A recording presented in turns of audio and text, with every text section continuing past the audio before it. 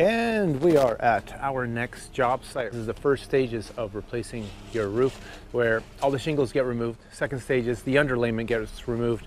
And then third stage is getting everything put back together. So this roof here was not experiencing any leaks, but the homeowner said, hey, we got to do something about this, because getting insurance on an old roof like this is not easy, or it's just super expensive.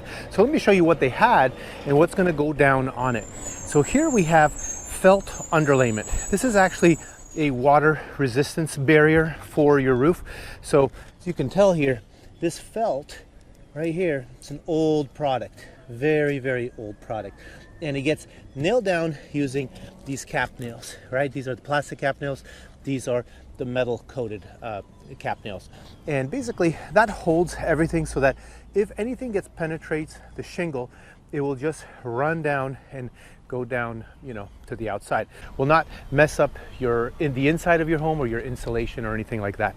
And then after that, the shingles get put on. Now this roof is just a little bit different though, because there are a couple flat roof sections. Let me show you those. As we come over here, the slope here, I believe this is a 312 pitch, and then it goes down to a 1/12 pitch, a very, very low slope. And code does not allow shingles to be put on this. It has to be a flat roofing material. Now this is a modified bitumen product, which basically is like a torch down product. So back in the day when this was installed, this was all white. And look at the granule loss right now.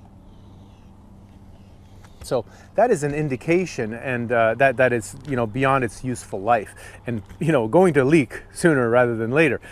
In this section here, there was probably a whole bunch of trees brushing over it over and over and over, because it is very, very soft over there, meaning the product has all the granules lost from it. So this is going to be a rolled base and cap sheet, as we call it. It's going to be a peel and stick. It's not going to be a torch down. It's going to make it a lot safer for installation and prevent any kind of risk of fires. So now, if you're thinking about getting a new roof, or you want to see what your options are, you want to learn a little bit about the process, please give me a call. I'm always glad to share, always glad to, you know, just kind of tell you what are your options, where can you save money, and what is the cost of that? Meaning, like, not the financial cost, but really, like, what's it going to cost if you end up picking an inferior product?